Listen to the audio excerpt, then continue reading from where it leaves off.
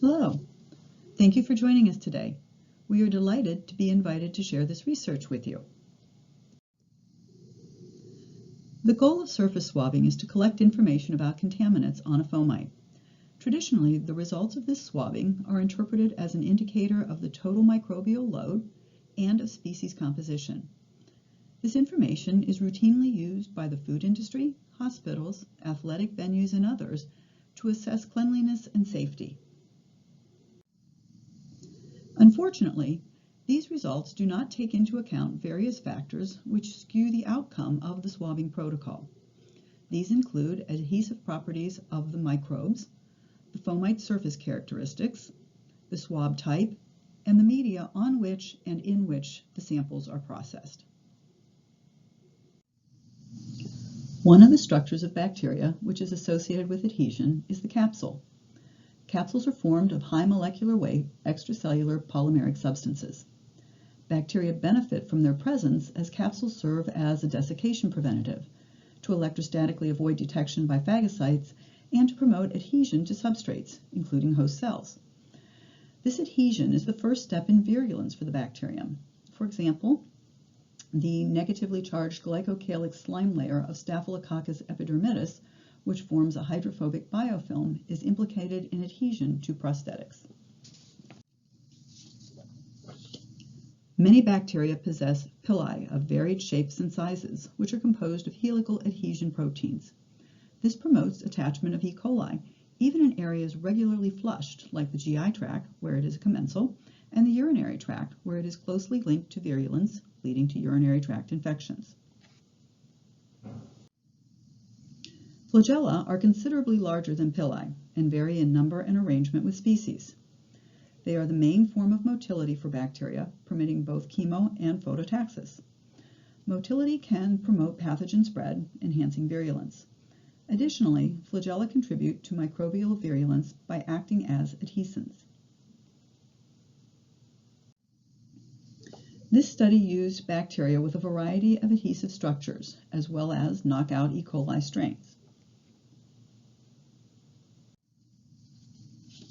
The E. coli knockout species included inactivation of flagella, 2 different pili, and reduction of the outer membrane carbohydrate, all of which are present on the wild-type E. coli.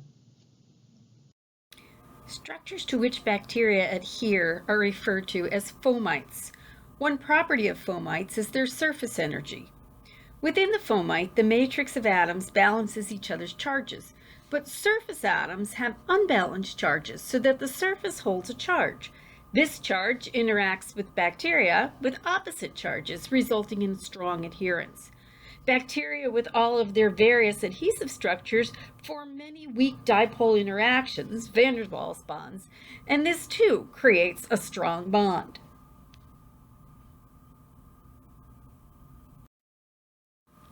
There is an inherent roughness to all surfaces, which could be defined as the distance between peaks and valleys. Bacteria may bond to smooth surfaces with opposite charges. This bonding is enhanced by bacterial adhesive surface structures. If bonding is not strong, bacteria are easily retrieved from smooth surfaces. Texture provides microbes with crevices in which to hide and increases the surface area for bonding. High topography of rough surfaces with wide crevices allows bacteria to sequester in crevices so that even those which are not strongly adhered are unable to be reached by a swab, reducing retrievability. However, if crevices are narrow, there is both a reduction in the number of available binding sites and an increase in retrievability.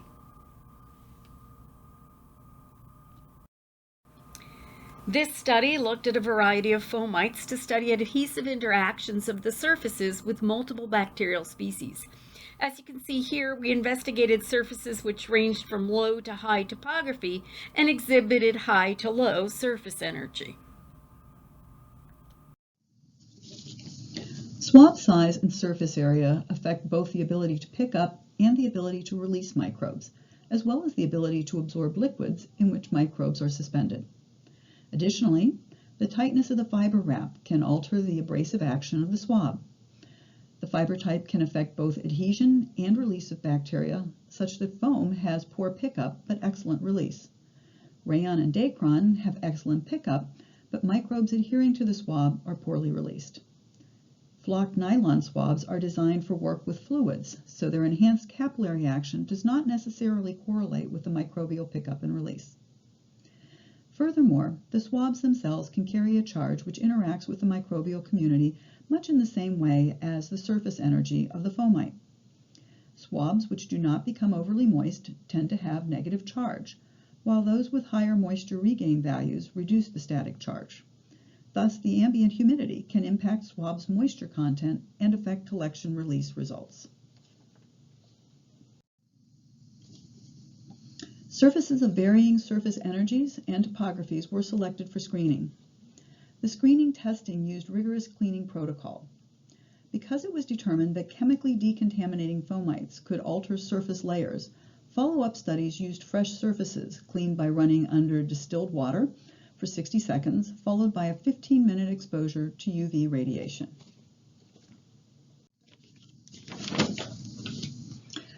Bacterial cultures were grown for 18 hours in Mueller-Hinton broth at 37 degrees Celsius with agitation at 125 RPMs. Streptococcus pneumoniae was grown without agitation, but with 5% carbon dioxide. All species were diluted to a half McFarland standard. Staphylococcus epidermidis was diluted 1 to 10 because of its high debonding rate. When mixed cultures were used for experimentation, equal amounts of bacterial species were added right before inoculation to achieve the same number of cells applied for all cultures. All experiments were conducted in a biosafety cabinet. 25 billion microorganisms suspended in Mueller-Hinton broth were spread uniformly over a 37.5 square centimeter area and allowed to dry.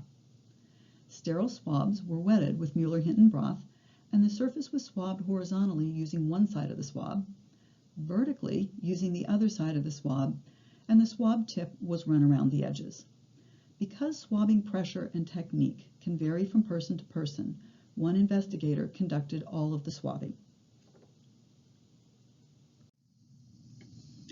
Swabs were placed in 2 milliliters of Mueller-Hinton broth and agitated at 1000 RPM at 37 degrees Celsius for 5 minutes. Spread plates were prepared by pipetting 10 microliters of this suspension onto Petri plates containing Mueller-Hinton agar with blood. Plates were incubated for 24 hours at 37 degrees with 5% CO2. Visual quantification was conducted for plates exhibiting low colony counts, and automated quantification with a flash-and-go colony counter was utilized for plates with heavy growth. Staphylococcus epidermidis, with no specialized adhesive features, was used to screen fomites. Bacteria were applied to untreated planed wood, a plastic computer tower, ethylene vinyl acetate footwear, wrestling mat squares, aluminum flashing, glass and acrylic painted walls. Bacterial recovery from these fomites showed significant variation. Greatest retrieval was from the acrylic painted wall, and least was from the porous wood surface. In general, fomites with high surface area had multiple crevices with poor swab accessibility, resulting in low retrieval, while fomites with low surface area and low surface energy had reduced adhesion, resulting in high retrieval. Initial screening of bacterial species was conducted on the wrestling mat squares made of polyvinyl-coated scrim, which has low surface energy and rough topography, and tested in the mid-range for adhesion. 7 bacterial species were tested. Lowest retrieval was seen in Bacillus subtilis, which is gram-positive and has a large, hard glutamyl polypeptide capsule. Streptococcus pneumoniae, both the wild type and a capsule-free mutant strain, were also poorly recovered, as were Escherichia coli wild type, which has pili, flagella, fimbria, and capsule, as well as the fimbria-free E. coli mutant strain. Greatest retrieval was observed from Staphylococcus epidermidis, with no adhesive specializations beyond Gilgo-calyx, followed by Klebsiella pneumoniae, a gram-negative species with a soft slime layer.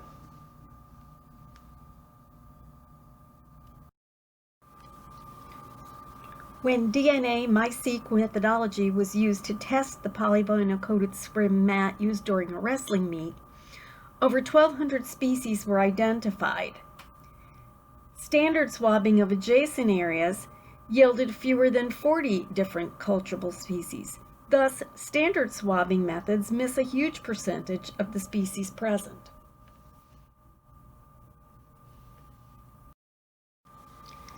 Of the swab types tested, cotton, polyester, and nylon swabs had greatest retrieval of wild-type E. coli. It should be noted that there is a great deal of variation even within the cotton swabs due to the amount of material per swab and the tightness of the fiber wrapping.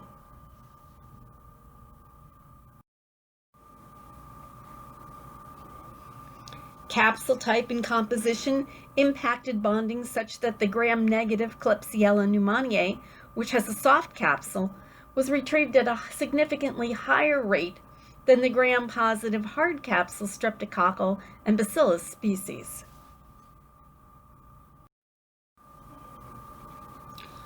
Wild-type E. coli, on the far right of the graph, with all features intact, had greatest adhesion.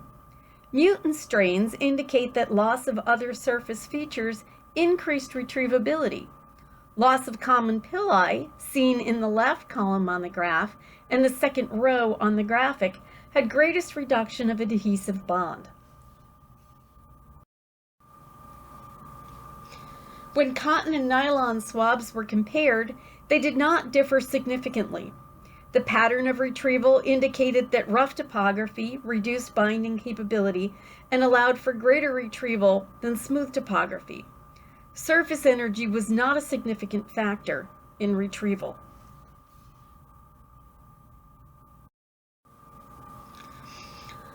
Although the rayon and foam swabs had low retrieval, relative retrieval did not differ between cotton and flocked nylon. Staphylococcus epidermidis, which has no attachment specializations, was more efficiently retrieved from fomites with high topography regardless of surface energy. Streptococcus pneumoniae, with its negatively charged capsule, was most easily retrieved from fomites with high surface energy regardless of topography. And Escherichia coli, with its many adhesive features, was most difficult to remove from surfaces with low topography, regardless of surface energy. It's obvious that all factors impact retrieval of bacteria from surfaces. This implies that traditional swabbing methods cannot be considered standard. To truly assess microbial communities, properties of fomites, bacterial adhesive structures, and swab type and protocol must be considered. No research is conducted without inspiration and support. We would very much like to thank the people listed on this slide for their inspiration and support. Thank you for joining us for this presentation. We would be delighted to answer any questions you might have. Feel free to send us an email.